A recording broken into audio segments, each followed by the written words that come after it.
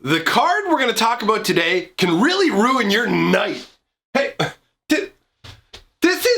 this is not what, look, we talked about this. This is the night sky. Nobody thinks this is funny. This is not funny.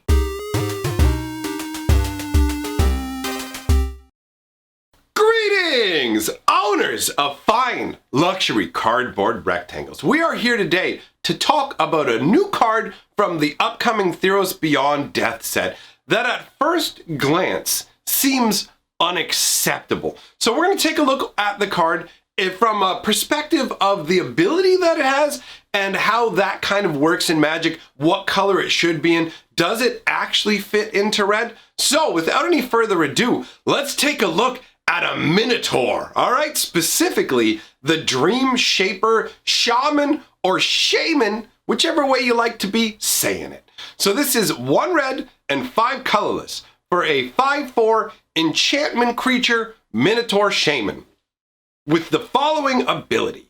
At the beginning of your end step, you may pay 2 colorless and a red and sacrifice a non-land permanent.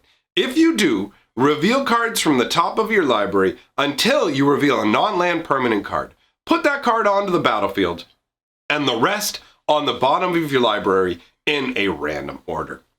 And the flavor text says, Magic is the true artist's medium. And I know that's true because that's also the medium that I work in. Get it? Get it? Because I'm the Magic historian? We got jokes for days here. Go get your mom, tell your dad too, but don't invite your kids because I hate your children, all right? Remember that. If there's one thing I want you to take away from every video that I make, it's that I hate your kids specifically. Like you, the person who's watching this right now, I hate your children, just so you know. Now, stop wasting my time with your kids so we can talk about this card some more. So take a look at the artwork and you will notice he's a little bit weirder looking than the Minotaurs you will normally see. You'll normally get a more rough and feral seeming style of Minotaur. But this guy here, he's made up of Nixie and Dream stuff, and his horns have this like kind of slick back, like, hey, what's up, girl, kind of vibe to him, you know, where he's gonna go out clubbing with that big old flaming spear that he has there. Is that a spear or is that a bident? It's a little bit hard to tell. It looks like it might be a flaming bident. There's a lot of bident action going on. And you can see him there. He is perched above the labyrinth. We actually talked about that labyrinth in a previous video. You can notice it in the bottom right-hand corner of the artwork. You can see the weird little kind of like zag lines. That's him standing atop the edge of the labyrinth because the Minotaurs have their polis, their city-state, however you want to refer to it, located right up there in the middle of the labyrinth, which is actually really cool. You can see it posed behind him. It's the whole artwork has a very red feel to it. Now, the artwork is not what we're here to talk about in terms of the card feeling a little off. That's the ability. So let's return to the ability, which is at the beginning of your end step, you may pay 2 colors and a red and sacrifice a non-land permanent. If you do, reveal cards from the top of your library until you reveal a non-land permanent card. Put that card onto the battlefield and the rest on the bottom of your library in a random order. Now, at first blush, this doesn't actually feel like a red ability. This very much feels like a blue ability. And this harkens back to the days of Mirage, like a long time ago, back in old Grandpappy Perp's time. So, Polymorph is a fun, silly, and also very cool concept. When it came along, it was a card most people didn't actually play with, in all honesty. It didn't have widespread usage, but the concept behind it, the flavor on it, is fantastic. So it's 1 blue, 3 colorless for a sorcery. It's bury target creature, which for those of you who haven't been around since the beginning of the game, the equivalent of that is destroy target creature. It can't be regenerated. So you can see why bury is actually, back in the day, it was a nice little shorthand, like keyword sort of kind of situation, but they decided to go ahead and shovel that onto the trash pile. I'm not sure why, in all honesty. I don't know if that got purged when they were changing things up because they were worried about offending religious people. At the same time, they removed the concept of like demons and the pentagram from the back of Unholy Strength. When all that happened, that might be when they switched up bury. I should look into that and see if I can find more information on why they actually made the change. But anyways, this is bury target creature. That creature's controller reveals cards from the top of his or her library until the creature card is revealed, puts that creature into play under his or her control, as though it were just played. The old school wording is hilarious. The player shuffles all other revealed cards into his or her library. So the current modern wording is destroy target creature, it can't be regenerated. Its controller reveals cards from the top of the library until they reveal creature card. That player puts the card onto the battlefield, then shuffles all of the cards revealed this way into their library. It is a fairly straightforward wording. It's not a difficult to understand card. So the idea is polymorphing, changing of shapes. I am forcing you into, and this isn't some sort of illusionary thing. This is actually a physical change. And the artwork for it is really fun too. This Robert Bliss has a very distinctive style. Like when you see his art, you know it. He I don't know, he gives people these fat, blobby kind of bodies. I mean, look at the junk in the trunk on this rabbit. So you can see that this rabbit is being changed into some sort of like goblin or orc style monster with actual genuine claws. The idea, the concept behind it is you would hopefully turn something inoffensive and weak like some bunny into something more fierce, something that's going to do some real damage, right? Something that's going to help you win. Something's going to give you an edge. So I like the way that the artwork actually shows that transition from like something relatively harmless and inoffensive into something that looks like it can do way more damage. I mean, even just look at the muscle that's showing on the arms. Like you look at the flab of the body and then you look at the muscle of that arm and you go, okay, yeah, there's a distinct contrast. And in all honesty, it took me a long time to notice that. I always just would look at the card and go, haha, look at the upset bunny, but I never really put together what was really going on. And the flavor text is it's just fun. Opposable digits. Used to having little bunny paws or his little bunny hands, and now all of a sudden he's got these opposable clawed fingers. Good luck scratching yourself with those, buddy. That's not going to be a good time. So this is the concept, right? Blue has the ability to force you in, or force creatures into different shapes. Like I'm going to polymorph you, you will permanently transmute into that shape. And we have a number of different variations of that. We have creatures that are masters of polymorphing. We have other cards that specifically reference polymorphing, mass polymorph, polymorphist's jest, where it turns everyone into frogs. So there's a number of variations of this concept. And so at first, when you see the dreamshaper shaman, if you've been a part of Magic the Gathering for a long time like I have, your brain goes, that doesn't necessarily feel like a red ability. However, there is precedence for this in Magic the Gathering in terms of red having this sort of somewhat polymorphing ability. This, or maybe even a wider array of polymorphing in terms of what it can cause the change to be. I don't know if I'm wording that effectively enough. Anyways, what I'm trying to say is that while it doesn't stretch all the way back to the beginning of Magic so much like Polymorph does, there is precedence in another Magic card to give you a reason for this to make sense and for it to feel red. And that is Chaos Warp.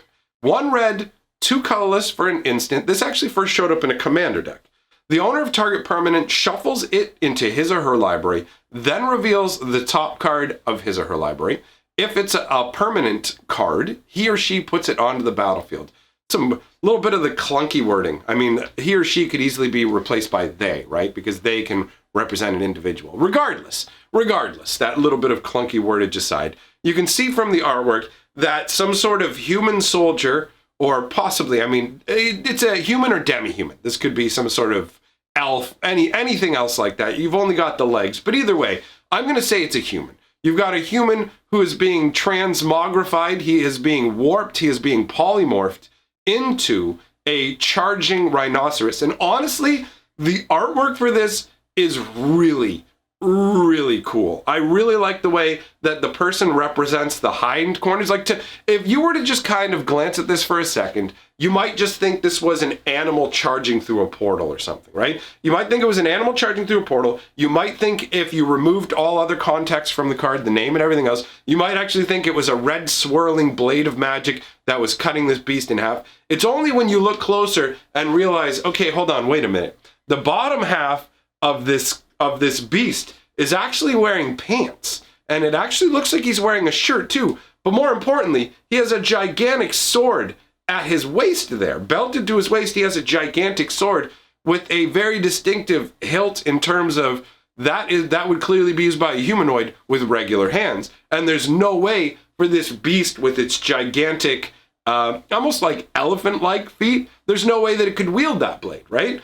But even the whipping up of the little pennant that's tied to the other side of this dude's outfit, it makes it look like a tail. Like, this is just conceptually so awesome. You have the human turning into this crazy sort of rhinoceros, and it makes you wonder, is the warp actually opening up some kind of dimensional rift where this creature is basically being transported through the magic while this human is disappearing into it? Or is this dude literally being warped through chaos magic into that other beast? It's a little difficult to know for sure exactly which way it's going with that, but either way, this is evidence that Red is allowed to have this sort of ability.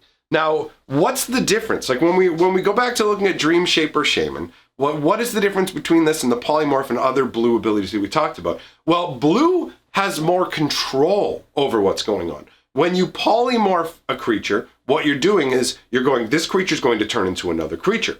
Polymorph, it suggests, specifically turns all your opponent's creatures into 1/1 frogs. So there is a stronger level of control and more finesse to what a blue mage is doing when it comes to this sort of transmogrification versus a red mage where they have the ability to change things, but not to something specific. So that's why with polymorph, it's creature to creature, but with dreamshaper shaman, whatever kind of permanent you sacrifice, you're not guaranteed to get the same thing at all. You can sacrifice an enchantment and all of a sudden, oh, this person's turned into it.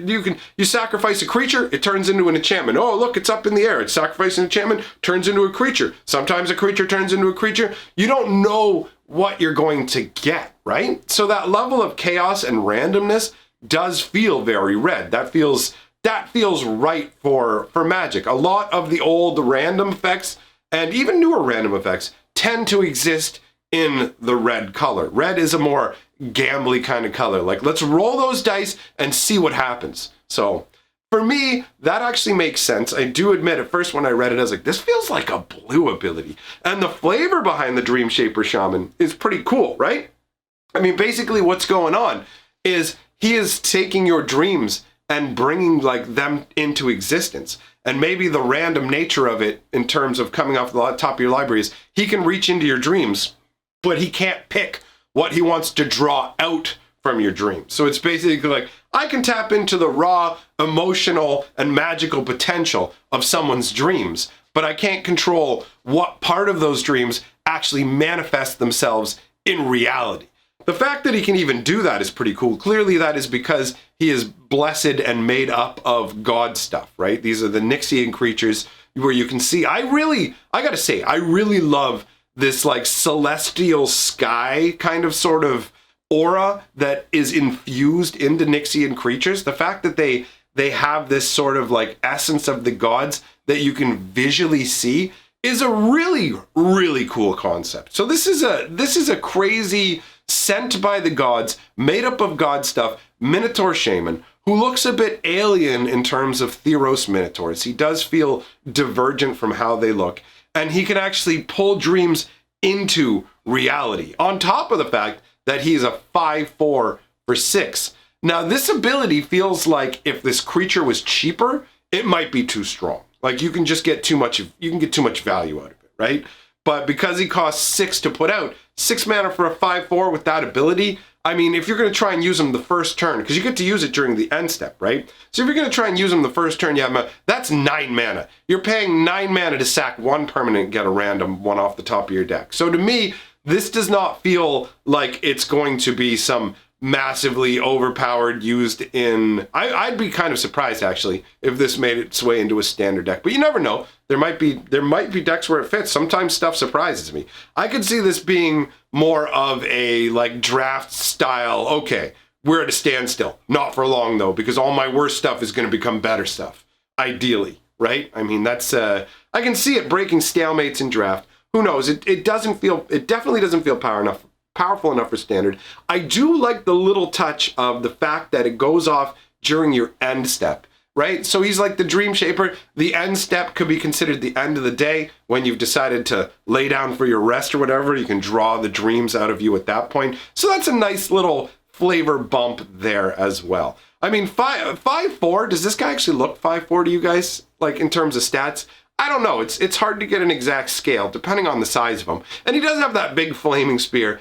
And I mean, he can reach in. You know what? Never mind. Yeah, 5'4" feels fine for him. That's cool. All right, so let me know what you guys think about this card. Do you think that this is a funky card? Do you think this is an ability that red should or should not have? Or do you just look at it and go, meh, I don't care, man. Just another chaff uncommon to me. What is your take on it? For me, I really dig the flavor. So, thanks for coming by, everybody. Big shout out to my patrons and channel members. Oh, that's right. I have a letter I wanted to mention. Ooh, I almost forgot. I got sent a letter and it asked me a question.